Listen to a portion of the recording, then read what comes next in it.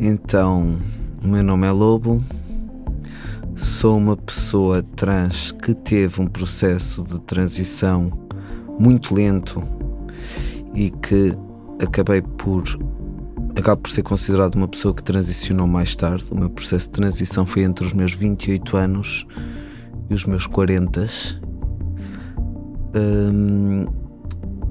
E a comunidade foi sempre um espaço de reconhecimento e acolhimento primeiro, e depois muitas mais outras coisas, às vezes desreconhecimento, mas foi muito importante na minha definição de quem eu sou. Pronto, eu acho que eu não estou muito habituado a apresentar-me porque não gosto muito de ser alguém sozinho, então eu acho que é isso. Pensar em mim, apresentar-me a mim, também é pensar nessa comunidade, que acho que não é só essa visão de comunidade trans, é tipo essa visão internacionalista do mundo. Então acho que para me apresentar tenho que dizer que sou o mundo todo. É isso que eu tenho para dizer. O mundo todo. Olá, eu sou a Maria Almeida. Queria dar-te algum contexto sobre a entrevista que vais ouvir. Em março de 2026 foram aprovadas na Generalidade 3 projetos de lei de alteração à Lei da Autodeterminação da Identidade de Género.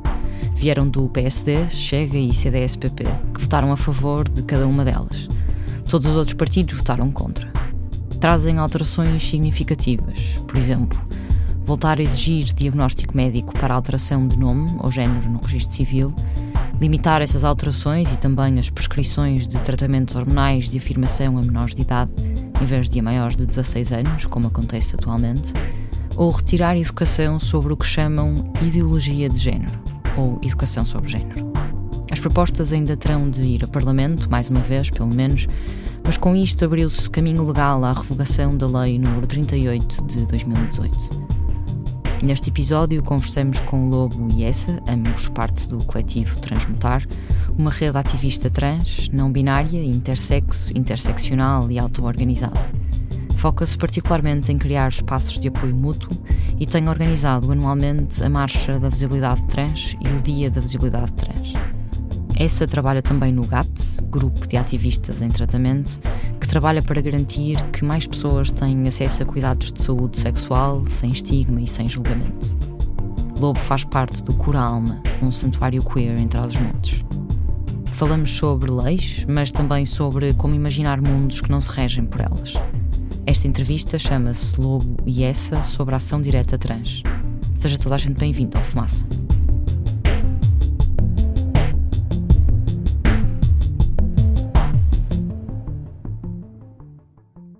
Mas o que é que vos preocupa mais com estas alterações que foram propostas? Ou o que é que elas trazem na prática? Então, a questão é muito essencial, esta questão do diagnóstico. Porquê? A questão do diagnóstico foi posta em cima da mesa e foi uma luta internacional. Isto foi mesmo uma das primeiras lutas internacionais. Tu tens uma luta que começa cá em Portugal por volta de 2010, 2011, que é contra a patologização trans, que começa cá a reboque de uma campanha que estava a ser feita em vários países. Porquê? Isto tem a ver com autonomia e tem a ver com consideração e tem a ver com capacitismo também. Numa sociedade capacitista como a sociedade que nós temos, a partir do momento em que te dizem que a tua identidade é baseada num diagnóstico, isto abre portas a que esse diagnóstico possa ser ignorado, a que te possam retirar a tua autonomia por teres um diagnóstico, a que tu sejas menos e menos considerado e mais atreito à violência porque é um diagnóstico, e a que te tentem curar. E nós sabemos o que é que aconteceu com as pessoas, com o resto das pessoas LGBT. A partir do momento em que nós continuarmos a repatologizar e que voltarmos a isto e que reforçarmos esta ideia, isto vai servir para retirada de autonomia. E nós neste momento até podemos dizer, mas nós temos uma série de aliados no sistema médico. Eu não sei se estas leis passarem, como é que eles vão decidir não exercer ou usar, não é? Esta coisa de usar o privilégio. O privilégio vai existir, para que é que tu vais usar o teu privilégio? que é que vais fazer com isso?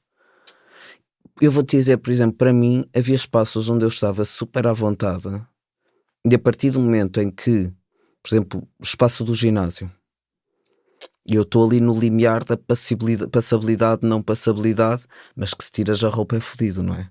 Se tiras a roupa, e eu já estava muito confortável nesses espaços, porque sabia que mesmo se não tivesse passável nesses espaços, eu tenho direito a ser quem sou, o que eu sou não é uma doença, pronto. Neste momento, eu estou mais hesitante nestes espaços. Epá, e eu devo ser das pessoas que, primeiro, quer por neurodiversidade, quer por ter crescido numa terra pequena e ter levado com bullying desde o início, que sou das pessoas que mais bloqueia olhar as coisas, sabes? Sei, e lembro-me de ir a este ginásio com um amigo meu gay e dele dizer: tu és incrível, tu não te chateias mesmo, tipo, estou-me bem pouco lixando. Mas neste momento, essas pessoas já têm um eixo de poder sobre mim. Uma das alterações que está a ser proposta tem que ver Com a especificamente com a escola, mas também com pessoas menores, não é? De os bloqueadores hormonais, por exemplo. Pá, a história dos bloqueadores hormonais é tão ridícula, eu sou tão enraivecida porque crianças cis vão continuar a ter acesso a bloqueadores hormonais. Porque é uma medicação.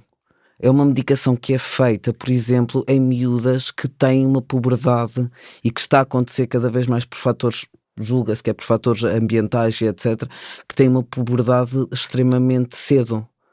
Portanto, os bloqueadores hormonais existem enquanto medicação. Isto está a ser feito, uma distorção. No Parlamento eu vi uma comparação absurda. Isto deixa-me mesmo muito chateado, desculpem. Mas eu vi uma comparação absurda dos medicamentos hormonais aos métodos de castração aplicadas nas questões de crimes sexuais. O Estado português está hoje a administrar a crianças e jovens precisamente a mesma substância que é utilizada para a castração química. Bloqueadores hormonais que estão a ser administrados não em nome do superior interesse da criança, mas em nome de uma ideologia assassina. A intervenção foi de Madalena Cordeiro, deputada do Chega na Assembleia da República. Isto é de uma distorção. De repente, já chamam a ciência de anti-ciência. Portanto, o discurso está completamente virado. Às vezes, eu neste momento, eu sinto que eu estou num comic book da Marvel, porque estes vilões são, ou da DC, porque estes vilões que andam por aqui parecem mesmo, são tão básicos e tão ridículos e tão cromos e figuras, porque parece que estamos, porque é tudo levado a um lugar tão simplista e é só surreal. E de uma manipulação daquilo que se diz que é assustadora e que é tal coisa, nem sequer há um mínimo de noção de empatia. E eu acho que também foi o nosso erro de nos ancorarmos sempre na ciência, mas tipo, não é só sobre ciência, é sobre tu teres um mínimo de empatia sobre o outro ser humano. Eu acho que é ancorarmos na ciência, ancorarmos, lá está, tipo, nos eixos de poder, nesta tentativa de, lá está, é sempre uma cedência de espaço, é sempre uma negociação com algo que nós vimos estar a destruir. Então, pronto, acho que isso também causa o que causa agora, que é, se calhar, os nossos representantes, que não são mesmo certeza, mas os nossos representantes e que têm sido os nossos representantes da luta trans são pessoas que não nos representam porque eles não estão a dizer que queremos o fim do Estado. Estás a ver? Tipo, então isso também acontece por causa disso. É, nós criamos este espaço para essas personagens existirem porque nós não quisemos acabar com eles desde o princípio. E para essas personagens se ancorarem em termos também, porque houve alturas em que nós fomos completamente... É isso, nós fomos usados como moeda de troca em todos os lados, também fomos usados como forma de determinados partidos, determinadas pessoas terem alcance a lugares de maior privilégio. Partidos comunistas que não falam mal da democracia burguesa, quer dizer, tem que vir o MRPP a dizer isso, tipo, onde é que está o Partido Comunista, tipo, a dizer que era o fim da democracia burguesa? Não, já está integrado, traz a Constituição para os debates, né? Tipo, isto não é só uma questão das questões trans, é tipo tudo que o reformismo pega para se integrar e depois perdeu espaço porque se calhar nunca foi ele próprio. A chamada democracia burguesa é um conceito defendido pela teoria marxista. É uma crítica às democracias liberais modernas. Sistemas baseados em eleições, leis, direitos, separação de poderes. Numa sociedade capitalista, esta forma de democracia assume um caráter de classe. Ela garante a igualdade formal perante a lei, mas esconde desigualdades económicas profundas e diferentes níveis reais de poder. Na prática, quem detém o poder económico, a burguesia, influencia de forma decisiva o Estado e condiciona as condições de vida das classes trabalhadoras. Pelo contrário, é possível existir uma democracia em que são as pessoas, sem intermediários nem representação política, a decidir por elas próprias as suas vidas. Há quem chame este tipo de organização anarquismo, ou até ação direta. Mas é uma negociação muito difícil entre as lutas que são possíveis. Mas tu tens Por que ser quem muito tu que és, tu não é? achas, por muito que tu aches que efetivamente ancorar-nos em sistemas de poder para nos provarmos e para garantirmos os nossos direitos é uma merda, porque o poder vai sempre virar contra nós. Em última análise, estes sistemas sempre foram os sistemas que nos condenaram e nunca os sistemas que nos libertaram. Só que é entre esta negociação e não vamos ter nada. Não sei. Porque Pois, não sabemos. percebes? Não É sabemos isso, não porque sabemos. a história foi conduzida assim. E agora estamos aqui, não é? Então não sabemos bem o que é que É teria uma sido negociação. ao contrário. Mas o que eu acho que a esquerda... Eu posso dar umas aulinhas aos reformistas, se quiserem, porque eu acho que a esquerda reformista, se quisesse pensar mesmo a sério sobre ela própria, devia ver o que é que perdeu nesta cedência deles próprios e de não se posicionarem contra coisas que historicamente são contra e que está na gênese dos seus próprios partidos. Então é tipo, bro, estás na democracia burguesa, se calhar é muito mais interessante. Agora que já viste que não deu jeito, tipo, teres tentado aliar a um discurso democrata, dizes quem tu és e dizes, realmente este espaço eu achava interessante. O Bloco de Esquerda, que sempre pensou sobre isso, tipo, chegar a um espaço de representação política e dizer, eu não quero estar a representar o povo, eu queria que o povo estivesse a representar-se ele próprio, mas é assim que a democracia está organizada, né? Será que não era interessante fazer isso num espaço de poder? Podia ser, não é? Visto que não funcionou esta outra lógica, então é tipo... Um movimento autorreflexivo. Mas vocês estavam à espera de que estas propostas fossem apresentadas? Estávamos. Sim, já se sabia que ia acontecer. Automaticamente, a partir do momento em que apareceu a primeira proposta do Chega, que estava extremamente mal escrita e que é a prova que nós fomos usados como moeda de troca, foi essa proposta ter passado. Porque por muito que haja a mesma ideologia no PSD, aquela proposta tinha mesmo problemas de fundo que nunca podia ter, até que tu mesmo que acredites naquilo, a maneira como estava justificada era surreal. No momento em que saiu os primeiros comentários foi logo, bem, o PSD vai aproveitar isto para fazer uma coisa mais bem escrita e apresentar. Nós já sabíamos que íamos ser, aliás, desde o início deste, é que nem é deste governo, é deste movimento, que sabíamos que os nossos direitos estavam em perigo. Para mim foi extremamente triste, porque voltei a entrar no Parlamento. A última vez que eu tinha entrado no Parlamento foi quando a lei foi aprovada, de 2018. Portanto, foi triste. Foi muito triste mesmo, e foi muito... E atenção, eu fui assistir a esta luta. Não considero ter sido uma pessoa nem fulcral nem acessória na luta para a lei de 2018, mas tive a sorte de ver. E a última lei foi conseguida com anos de trabalho de pessoas trans, desde a tomarem cafés até a irem falar, até a serem ouvidas exaustivamente, num parlamento que estaria com as melhores condições possíveis para esta lei passar. E mesmo assim, o trabalho que foi necessário e o nível de cansaço e o nível de exaustão a que pessoas que eu tinha por perto trans chegaram para chegar, sabes, é tipo,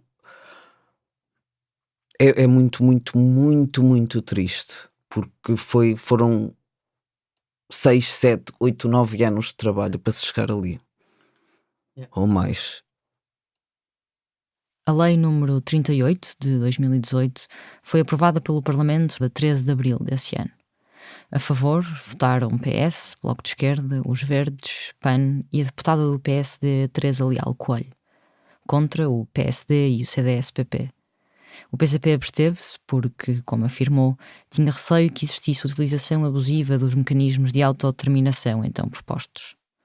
Semanas depois, o Presidente da República, Marcelo Rebelo de Sousa, vetou o diploma. Pediu que o Parlamento incluísse um relatório médico prévio à decisão sobre a identidade de género antes dos 18 anos de idade. Assim feito, novamente a votos, a lei foi aprovada na votação final global, com votos de todos os partidos, aqui incluindo o PCP, exceto CDS-PP e PSD, novamente. Lobo explica que estava no Parlamento na altura.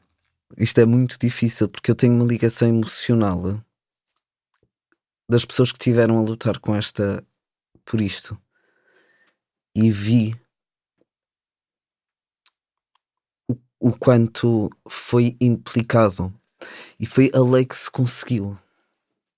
Isto não foi porque a comunidade estava a ser reformista. Isto foi porque foi mesmo a lei que se conseguiu. E foi uma lei em que as pessoas trans educaram parlamentares. E houve espaço mesmo para isso. E houve, também. mesmo E é bom que houve se um diga espaço isso. para isso, que foi um espaço que não ouviu apenas as associações institucionais. Yeah. Isto foi muito importante, ao contrário, por exemplo, do que eu sinto que está a acontecer agora. Props Catarina Marcelino, PS. É verdade, grande deputada, não foi? Sim, a Rita Rato. Muito A Rita Rato também atravessou-se com o PCP e ouviram, percebes? E foi aquilo que se conseguiu, mas foi aquilo que se conseguiu com muita limitação. Porque é uma lei. Pois, porque é uma lei. Então, o que é que faz falta a essa? A lei, porque ela ainda está em vigor, não é? As propostas não foram aprovadas. Olha, primeiro, assim, dos básicos, é pá, retirem a lista de nomes. É só ridículo haver uma lista de nomes. Eu não posso mudar para essa. É só ridículo, percebes? É uma coisa do sistema português, e garanto-vos que uma ida à conservatória, no meu caso, aquilo pareceram 2 episódios do Monty Python. Estás sempre a dizer isso sobre a democracia burguesa, já viste? Pá, sim, porque É um sketch. Parece Epá, sempre que é um porque- sketch. mas parece sempre, isto já chegou no lugar do absurdo. Pois já. Mas o que Se não aconteceu? esteve sempre no lugar do absurdo. Pois teve sempre, é isso. Mas o que aconteceu? Opá, eu queria ficar com parte do meu dead name como primeiro nome, e dizem-me, mas isso não é possível. E a certa altura tenho uma senhora a virar-se para mim: porquê é que não se chama Manuel não sei o quê? E eu digo: porque não quero. Dead name quer dizer nome morto em português. É o nome antigo que a pessoa trans ou não binária deixa de usar após afirmar a sua identidade de género. Percebes? É isto. Eu tenho uma pessoa a sugerir-me, e depois começou com todo um discurso. Amor, agora de vamos aqui como era. escolher um nome para ti que dê jeito aqui na burocracia. Sim, exatamente. Pá, eu fiquei parado sem perceber o que é que estava a acontecer. Porque foi mesmo surreal. E o que é que vai acontecer? Quanto mais este discurso estiver espalhado, por exemplo, neste momento, eu tenho a certeza que eu tive ainda experiências positivas a ir mudar o bilhete de identidade, a ir não sei, porque ainda há um discurso que é validado sobre a nossa identidade, mas que vai desaparecer a partir de agora. Eu dando outra perspectiva, que é tudo o que o Lobo disse super real. Eu, por exemplo, não quero perder a testosterona a 4,20€. Exatamente.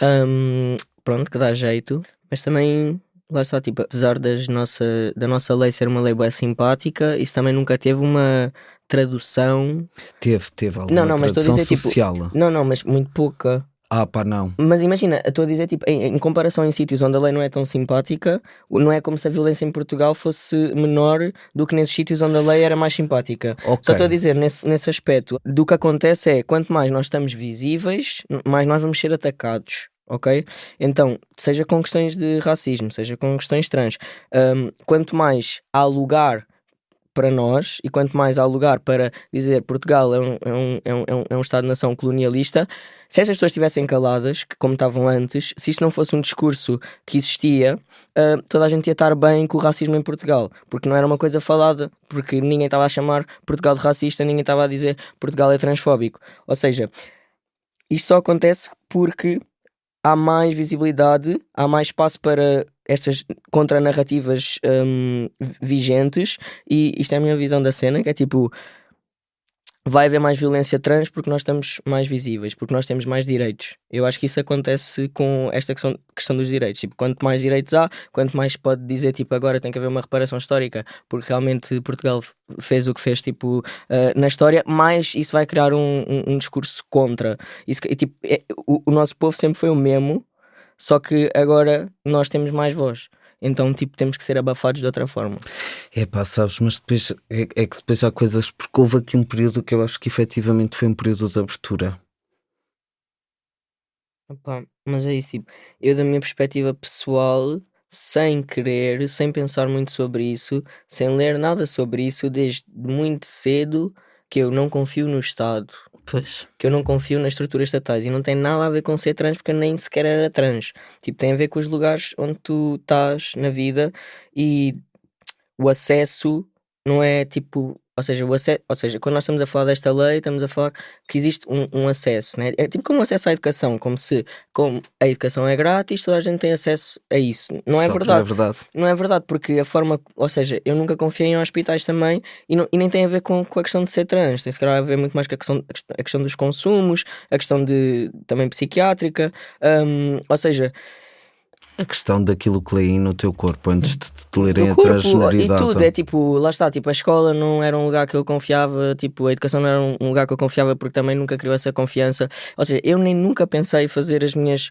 tipo, eu só estou a transicionar através do Estado ou a precisar de tipo de hormonas através do Estado porque é o Estado que fornece isso. Eu acho que se existissem redes informais de hormonização eu nem sequer estava De hormonização e de acesso, de acesso a mastectomias testes e de acesso a testes, de acesso a controle do Pronto. teu próprio processo. Exato, mas tipo, se o Estado não fosse o único detentor disso, eu não ia meter-me com o Estado em nada, porque eu não quero meter-me com o Estado em nada, porque eu não acredito no Estado, porque ele também nunca Acredito em ti. acreditou em mim, nunca criou esse espaço. Então é tipo, eu nem sequer penso em ir mudar nada no meu registro, até gosto dessa clandestinidade de tipo, agora vou-me parecer com outra pessoa e o meu BI continuar assim como o Estado quer acreditar que eu sou. Tipo, então acho que também tem muito a ver com isto, que é tipo, o lugar onde nós estamos socialmente vai-nos fazer depois também, lá está, tipo, eu não penso nunca na vida em ir a uma conservatória mudar nada, eu não preciso do reconhecimento do Estado, nem quero, porque eu nunca precisei do Estado para nada e tudo o que o Estado causou na minha vida foi violência e às pessoas que eu amo e a tudo à minha volta foi essa exclusão. Então, Sim, mas também não estás inserido num sistema em que diariamente o teu dead name não. esteja presente na tua vida. Imagina, mas não estou a falar só disso, estou a falar de tudo, estás a ver? E de Tipo, muitas outras coisas, é porque para sim. mim tipo, não tem a ver só com a questão de trans, tem a ver com tudo, tudo o que eu sou, todas as pessoas à minha volta, tipo, ver amigos tipo, a morrer, se calhar tipo, é mais cedo do que era suposto, porque são da Zona J e a única vez que estiveram no hospital foram controlados até ao caralho, então tipo, depois estão a passar mal com alguma merda e tipo, não vão voltar ao hospital e preferem morrer, tipo, ou uma ambulância demorar 2 horas a ir para a Zona J porque é a Zona J e tem que ser isto, não é por causa de um conflito, a pessoa está só tipo mal, tipo, isto aconteceu com amigos meus, tipo, isto é a história, sei lá, das pessoas da minha vida, a história da minha vida, então pois isso também traz estas questões todas de o que é que, ou seja, a forma como nós encaramos a nossa luta, a forma como nós vemos o nosso papel tem muito a ver com esta vida também pessoal, que é tipo, eu não acredito que dá para mudar o Estado nestas mudanças e alterações de lei. Eu nem sequer sei o que é que a lei diz, nem quero saber. Porque não é por aí que eu vejo a vida. Pronto. Eu acho que também isto pode servir para nós questionarmos a nossa dependência do legalismo e das mudanças muito focadas nas questões legais e como nós ficamos dependentes deste Estado que um dia tira, um dia dá, um dia tira, um dia dá. Então acho que isto também E foi um bom wake-up call, sim. e não só, tipo, não é porque nós queremos, mas se calhar vamos ter que nos organizar de formas diferentes e vamos ter que pensar nas nossas vidas de formas diferentes se perdermos esta dependência que temos do Estado. Então também, não só nesta coisa de acordarmos um pouco para isto, mas porque isso invariavelmente vai criar redes diferentes, assim como as pessoas trans, migrantes já têm na questão da harmonização porque nunca puderam depender do Estado para isso. Então eu acho que também tem esse lado que é fixe, que é horrível, mas que é fixe porque traz também esta necessidade de nos organizarmos de formas diferentes e pensarmos, ou seja, a nossa imaginação política está muito limitada à forma como as coisas acontecem desde sempre, à forma como a luta se organiza desde sempre, e acho que é fixe, pelo menos, tipo, numa necessidade horrível e estarmos a ser atacados, e isso obviamente provocava violências maiores a toda a gente.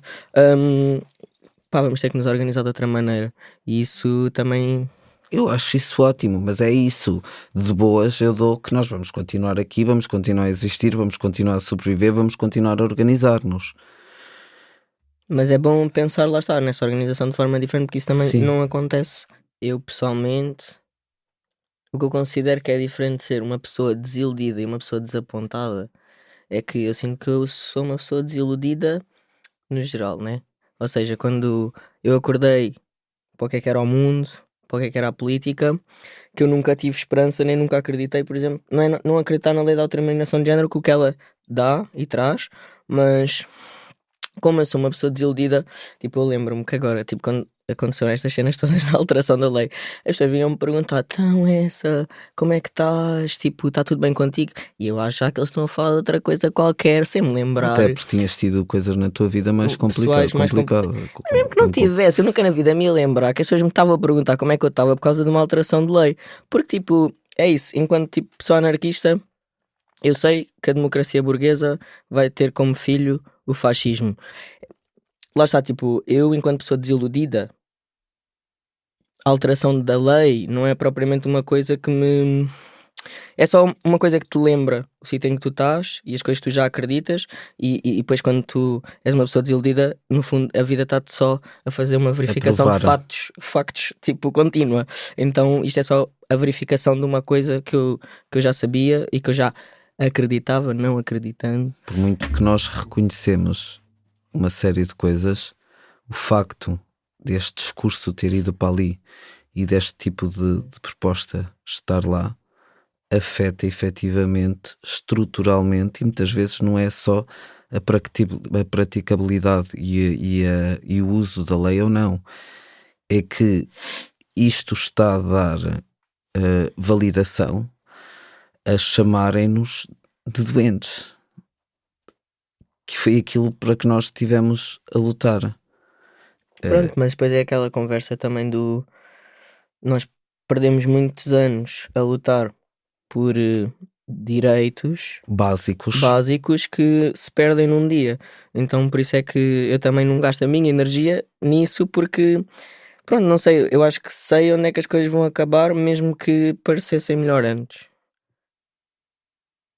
A 29 de março de 2026, cerca de uma semana depois da aprovação das alterações à lei, foi o dia da Marcha da Visibilidade Trans, organizada pela Transmutar. Lobo e Essa dizem que foi a maior de sempre. E encabeçá-la uma faixa gigante, amarela, com letras garrafais, onde se lia: que se foda a lei, que arda ao Parlamento.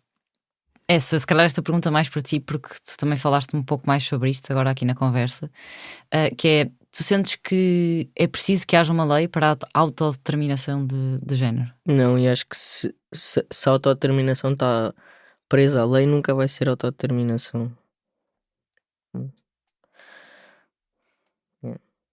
Porque é isso? Porque como é que pode... Autodeterminação autodeterminada pelo Estado é tipo, é uma coisa muito confusa, né? É uma contradição Uma contradição em si. Isso é Mas tal ao mesmo merda tempo das acho mesmo negociações. fixe que seja a única lei da Europa toda que tenha a palavra autodeterminação. Pelo menos tipo, temos essa questão da linguagem e tipo, ser a autodeterminação que a lei diz também é interessante e é fixe, mas nunca poderia ser o Estado a autodeterminar. Ou seja, com esta lei é o Estado que nos autodetermina, e autodeterminação é nós determinarmos a nós próprios. Então nenhuma lei vai autodeterminar-nos, vai-nos autolimitar. Achas que é impossível reformar o Estado? Acho mesmo. Fim ao Estado só. A única forma de reformar o Estado é a radicalidade dele deixar de existir. Lobo, tu concordas? Opa, de fundo concordo, mas depois eu acho que eu ainda sou um pato do caraças que anda aqui a tentar ver como facilitar a vida a várias pessoas e que entro muito mais facilmente em negociação, porque há uma parte de mim que só está preocupada com as urgências dos sofrimentos. Mas é, por exemplo, eu trabalho no GAT, né? Sim. Mas o que eu digo aos meus coleguinhas que é, vocês detêm o conhecimento, né? Tipo, o conhecimento científico, o conhecimento, tipo, ou seja, o que é que nós precisamos, sem precisar do Estado, para fazermos as nossas transições? É que certos profissionais de saúde estejam também do outro lado e estarmos a fazer literalmente um bunker a produzir hormonas em que eles tipo, conseguem ver as nossas análises, tirarem-nos sangue, tipo, é possível fazer as coisas de outra maneira, só que não é através do gato que o gato tipo, vai ter que responder ao Estado em alguma coisa, não é? Então é tipo, o que importa é o conhecimento. E o conhecimento, se organizar e auto-organizar de outra forma, é possível o mundo acontecer de outra forma. Ou seja, se calhar se a urgência está lá, né? Mas a forma como nós estamos a pensar na resposta à urgência é através do Estado. E se calhar há outras. E lá está. E porque é que nós não estamos a puxar os profissionais de saúde, que supostamente os que não são aliados, os que são cúmplices, para o nosso lado e estamos a fazer as transições de uma forma em que o Estado não sabe que essas transições estão a acontecer. Tipo, é estas coisas que são necessárias. Tipo, isto já acontece com pessoas, tipo, lá está, transmigrantes, como eu estou sempre a dizer, mas sem um acompanhamento. E isso é bem perigoso. Isso não é fixe. Tipo, estas pessoas vão estar a ser acompanhadas por profissionais de saúde, mesmo que essa transição esteja a ocorrer sem ser ou sob olhar estatal. Então acho que é tipo, eu não estou a dizer que as urgências não estão lá, eu simplesmente a forma como vejo uma resposta mais eficaz e que vai ser mesmo nossa é tentarmos criar essas redes que vão dar resposta, porque essas redes são possíveis de existir se nós as criarmos. Sim. E eu jogo um bocado nos dois lados. Yeah. Pá, porque é isso, é babá por onde der, mas esta merda tem que ser diferente. Portanto, por exemplo, tivemos aí uma cena de organizar o workshop com uma pessoa endocrinologista, em que informou que foi um workshop mesmo para só exclusivo, e aquilo que para mim é muito importante é criar estes espaços serem espaços exclusivos de pessoas trans. Porque para se quebrar este ciclo de capitalização do conhecimento sobre pessoas trans por parte de pessoas cis, e para capacitar as pessoas para terem cada vez mais conhecimento sobre os seus processos, porque isso sim é autodeterminação. E neste momento é muito importante fazer espaços exclusivos de pessoas trans, que até podem ser com a pessoa cis que é detentora desses conhecimentos, mas, por exemplo, espaço para empreender sobre hormonas, espaço para autoinjeção, espaço, tudo isto, percebes? Autonomização. Uhum. Mas a verdade é que hoje em dia tu dependes muito do Estado para teres acesso a determinadas coisas, não é? Por exemplo, nem se é do Estado, porque quem tem acesso a dinheiro vai ao privado, e a forma mais tranquila de se transicionar, e quem tem menos problemas, efetivamente, vai ao privado. Mas não te preocupa, por exemplo, que vai ao privado quem pode pagar por essas consultas? Que é uma merda, não é? Ou seja, nós temos essa dependência com o Estado porque também não estamos a quebrá-la, eu acho. Pois, por isso é que é importante a cena da capacitação. E como é isso? A minha pergunta é essa: como é que tu quebras isso? É através dessas redes de capacitação? Sim, ou redes de apoio mútuo? Mas é um bocado as pessoas saberem exatamente o que é que estão a tomar, que níveis é que têm que estar atentos, como é que é controlar este nível, como é que é controlar aquele nível, o que é que te vai fazer esta hormona, o que é que te faz aquela hormona, como é que fazemos, porque e é tudo ter uma profissionais viagem de saúde do nosso lado, né? Tipo, a tirarem de sangue, a fazerem outras coisas. Tipo, eu acredito que pode existir cooperativas de saúde onde dá para fazer operações, tipo, dá se nós quisermos e focarmos nisso as energias. Tipo, claro que imaginar um mundo de novo é muito mais complicado do que tentar mudar o mundo que já existe, mas também é isso que quebra. Mas tu tens, por exemplo, uma tradição de intervenções trans cirúrgicas, do it yourself. Isto é uma tradição longuíssima e eu aposto muito nas zines, porque este conhecimento vai passando todo por zines e por este tipo de redes. E há uns tempos tivemos cá uma pessoa a falar-nos disto e de uma série de livros que existem, e tu começas a pesquisar e de repente há do it yourself methodoplasty, que não é do it yourself, é com profissionais que têm algumas noções e que normalmente, por exemplo, são profissionais de piercings. Há efetivamente piercings e modificações genitais que podem ser transafirmativas e podem ser feitas nestes lugares. Agora, como é que nós expandimos esse conhecimento? Porque nem as próprias pessoas profissionais de piercings o têm. porque isto ficou perdido ou nos anos 80 no estado X dos Estados Unidos, ou houve ali um focozinho nos anos 2000 na Alemanha, depois como é que nós continuamos a passar isto? E é sobre conhecimento. E depois nós estamos a focar muito na saúde, só que estas redes, tipo, e porque também me parece que é o mais complicado às vezes de contornar e imaginar de novo, mas isto também tem a ver com, lá está, a habitação, né? Tipo, tem a ver com até educação. Então, com prazer, com espaços de prazer, espaço com espaços, de ócio de também. ócio, pá. E tem a ver com isso tudo, né? Tipo, ou seja, lá o que as manas também faziam, né? Tipo, a Star, era tipo pessoas trabalhadoras sexuais que moravam na rua, tentar que estas pessoas trans, que também eram migrantes no caso, tipo, não tivessem a viver nas ruas e tivessem uma habitação. Então isto não tem só a ver com saúde, a saúde é o que causa um pouco mais de tensões também, porque parece que esse conhecimento, lá está, nem toda a gente tem acesso ao conhecimento da medicina, nananã, mas isto tem a ver com outras redes de apoio, né? Tipo, imaginar, ou seja, esta lei da autodeterminação, estamos a falar muito sobre saúde, mas tipo, quantas pessoas trans é que também não estão numa situação de merda e precária por causa da habitação, né? Tipo, quantas de nós é que não andam, tipo, sei lá, a chupar umas pilinhas e tipo, expostas a situações de merda, tipo, na rua, e ou também não... em profissões que não trabalham sexual, que trabalho também sexual, são a mesma merda. e que são a mesma merda, tipo, lá está, o acesso ao emprego, mesmo o emprego normativo também é uma cena bem complicada para pessoas trans. Então estas redes não são só sobre saúde, e se calhar são redes que nós devemos estar a reforçar ou a criar, e não estamos, já. É isso, eu acho que isto tem tudo a ver com a imaginação política, que está sempre muito limitada às estruturas que já existem e tentar melhorá-las, quando se calhar a estrutura não é boa e não dá para melhorar uma estrutura que está a cair. É a merda da negociação, que é, enquanto esta estrutura existe, eu vou continuar a contribuir para que ela se destrua e para que ela melhore ao mesmo tempo. Sim, mas é isso, pois isso também está limitado. Que é o que tu fazes.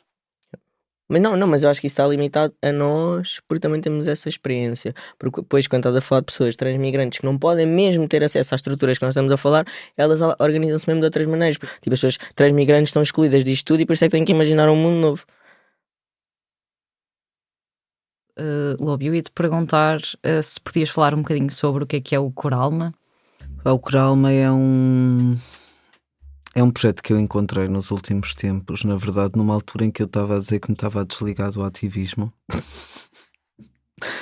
e que encontro de repente este projeto que para já é uma terra, e é uma terra em Trás-os-Montes, que foi conseguida e que está em nome da associação, que ninguém é proprietário, a não ser uma associação que se pretende que tenha sempre rotatividade de pessoas e que tenha um espaço de descanso temporário e um espaço de curto prazo e longo prazo. E depois nós temos várias pessoas na associação, algumas com intenções mais educativas e também de encontro com a comunidade, como é que se faz aqui o encontro com a comunidade rural e como é que se faz aqui projetos e formas de pedagogias que integrem lugares muito diferentes, mas que afinal são muito parecidos, ou seja, como é que nós exaltamos as cumplicidades. E então é um bocadinho isto, é conseguirmos aqui espaços que sejam espaços de serviço e tens pessoas, por exemplo, que são de arquitetura, mas de arquitetura popular, tens pessoas que me fazem pensar e aprender muito sobre cuidado e sobre diferentes formas de cuidado. Aquilo que também temos andado a fazer é eventos que são eventos de angariação, mas que também se centram no gozo e no ócio e no espaço de festa das pessoas queer. Porque também é preciso isto, também é preciso haver aqui o espaço que é tão comprometido politicamente, mas que não é através das conferências, não é através das conversas, é através de um espaço em que estás e que existes, sem te ser exigido provares quem tu és, sem te ser exigido teres um discurso, é um bocadinho isso, é quer um espaço real. Para mim isto foi uma piada do universo, não é? Porque eu passei a minha vida toda a fugir de Trás-os-Montes, que foi onde cresci, e encontrar o projeto mais válido exatamente lá é tipo... é de uma ironia fina na minha vida.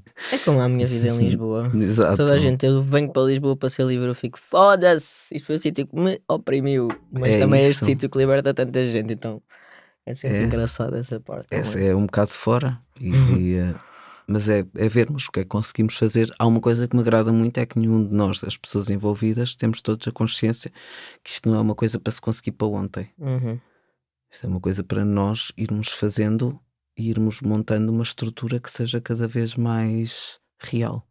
Pá, e a Terra é muito linda. É linda, é verde, é muito bonita, e há um espaço que, se pudéssemos transformar isso num espaço onde as pessoas pudessem ir estando, de ir respirar temporariamente Sim.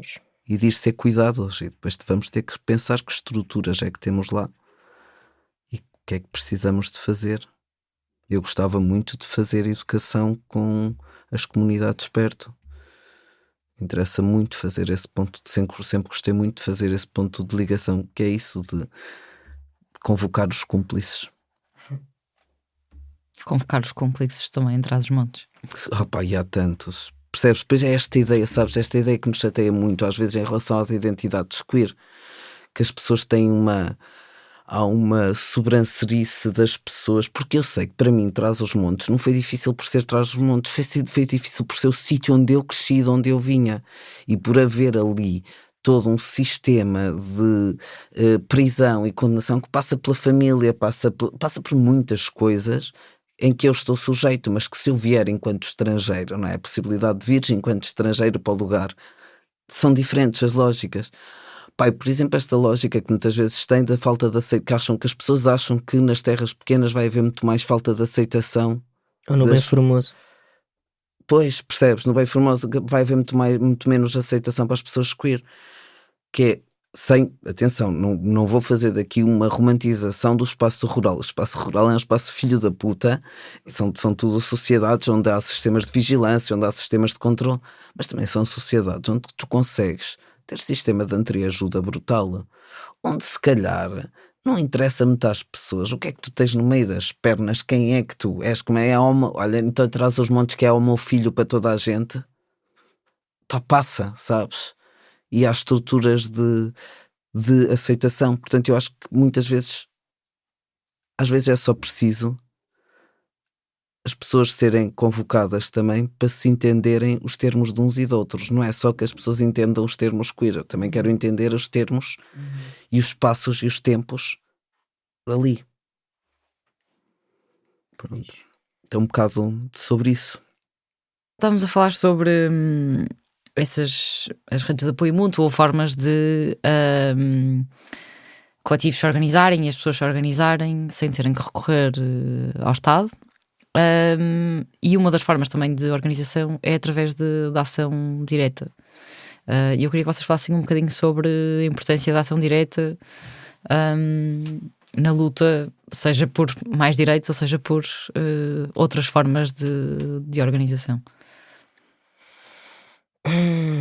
Então, pá, eu costumo pensar a ação direta mais como um grito da alma, porque nós não temos helicópteros militares, não é? Então é difícil que a nossa ação direta esteja num ponto em que conseguimos mesmo questionar o Estado ou empurrar o Estado contra a parede, porque, pronto, faltam-nos armas, faltam-nos tudo. Então é o que eu costumo dizer, tipo, o fogo não escreve a história, mas a minha alma fica mais satisfeita, né? E num mundo que, lá está, tipo, nós não vemos o nosso lugar, tudo o que nós vemos é exclusão, eu acho que, tipo, o papel da ação direta, para além de, lá está, tipo, reforçar outra vez essa cena de imaginação política e, tipo, imaginarmos outras formas de luta. E a ação direta também são estas redes de apoio que nós falamos, né? Mas a ação direta, pronto, mais tradicional como nós a vemos, de ataque ou assim, para mim é só mesmo, tipo, dar fogo à alma de também, opa, se sentir bem e atacar coisas que nos atacam todos os dias. Então, se alguma coisa me odeia, eu quero odiar de volta, mesmo que saiba que o efeito prático disso é quase nenhum. E acho que não precisa ter um efeito prático. Precisa de, lá está, alimentar a nossa alma, alimentar um pouco a nossa força e também vermos que somos capazes às vezes de organizar esse tipo de coisas contra merdas que nos odeiam e, tipo, se eles me odeiam eu vou odiar de volta, e às vezes isto é uma vingança muito pura, porque não tem uma praticidade. Ou seja, a ação não traz nada, até traz mais problemas às vezes do que outra coisa, mas para mim tem muito a ver com, lá está, dar fogo à alma. É sobre visibilidade de discursos também, que de outra maneira nunca seriam visíveis. Mas eu gosto mesmo às vezes, tipo, dar o corpo sem haver manifesto, né? Porque a gente está sempre, tipo, dar o corpo ao manifesto, e às vezes é tipo, não escrever uma palavra associada a um ataque e tipo só mesmo atacar. Se calhar só as pessoas que nós estamos a atacar é que sabem que aquele ataque existiu, mas tipo, nós estamos a ver-vos e também conseguimos odiar-vos de volta, e para mim tem muito a ver com isso. Pois, tu estavas a falar muito de uma perspectiva de quase ataque, não é? Mas também há uma perspectiva de defesa, de quase proteção, não é? Proteção, mas é sempre isso. Com base naquilo que tu tens à tua disposição, não é? Com todos os meios que tu tens à tua disposição. Tu sentes também isso? Que é uma forma de proteção? Sim, quer dizer... Não é de ataque, não é? Porque é um contra-ataque. Eu gosto de acreditar que é de ataque, porque dá mais poder à minha cabeça e dá mais poder, tipo, à luta. Ou seja, eu não acho mal, eu sei que também é uma posição de defesa, ou pronto, tipo, também tem essa questão de proteção, mas lá está, eu não tenho um helicóptero militar para pôr medo a ninguém, então eu sei que aquela defesa não é uma defesa real e que se algum dia eu tivesse mesmo que me defender daquilo que me está a atacar, tipo, não teria possibilidade de. Então eu gosto de acreditar que é um ataque que às vezes, tipo, é descontextualizado, ou seja, tipo, fazer um ataque a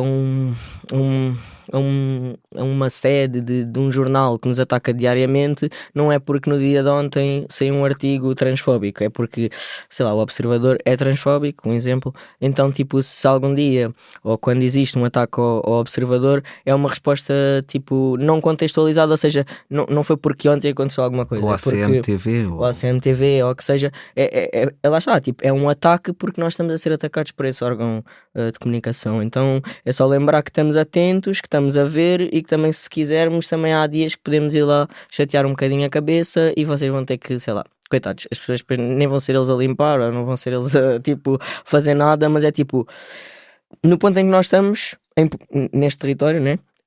Acho que não é um ataque que cause danos e, tipo, acima de tudo lá está, tipo, é a alma a falar mais alto, é a alma a gritar, é tipo a alma a expressar a sua raiva, que também nunca pode, e acho que isso serve, tipo, propósitos vitais. Tipo, isso dá-me vida, acho que dá vida a toda a gente, tipo, atacar de volta quem nos ataca, e acho que é bom usar a palavra ataque mesmo. Tu achas que é mais uma questão de poder do que uma questão estratégica? Yeah. De estratégico não tem nada. Estratégico não tem nada porque não temos helicópteros militares, é o que eu costumo dizer.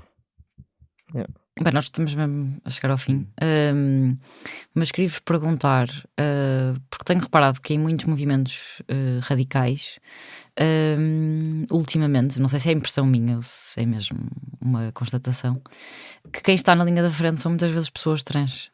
E eu ia-vos perguntar porquê. Porque somos os que estamos com o cu mais apertado. Em parte é isso, não é? E que podemos estar, porque depois já quem esteja mais tramado a um ponto que nem consegue estar. E depois eu acho que também tem a ver com aquela questão que eu estava a falar há bocado, né? Tipo, porque é que os grupos transmigrantes é que trazem às vezes estas soluções ou estas novas formas de imaginar o mundo, porque não estão incluídas nas estratégias tradicionais. E eu acho que como as pessoas trans estão historicamente excluídas, também se vão posicionar, seja qual for o tema, mesmo que não sejam questões trans, de outra maneira, porque há essa exclusão mais reforçada, então também não há um lugar de conforto em que nós podemos ficar, porque esse lugar de conforto não existe para nós. Então se calhar é mais fácil estarmos em lugares de desconforto, ou que para pessoas que se calhar têm mesmo que sair do seu lugar de conforto para se pôr na linha da frente, vai ser um processo muito mais racional, ou seja, vão ter que pensar sobre isso, vão ter mesmo que fazer essa mudança de posição, e nós já estamos nesse lugar. Então, pormos-nos na linha da frente é tipo, nós já estamos na linha da frente na nossa cabeça. Isso é tipo, a exclusão traz isso, né?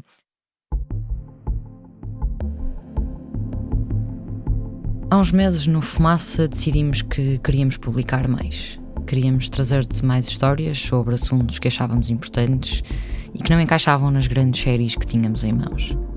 A entrevista que ouviste sobre a ação direta trans com o Lobo e essa foi uma das primeiras que escolhemos fazer.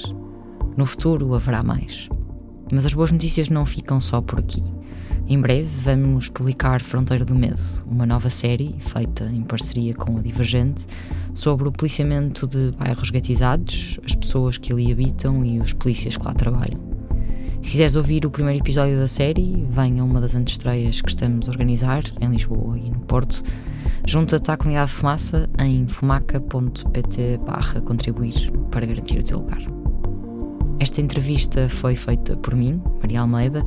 O Ricardo Esteves Ribeiro fez a edição e escreveu comigo o guião.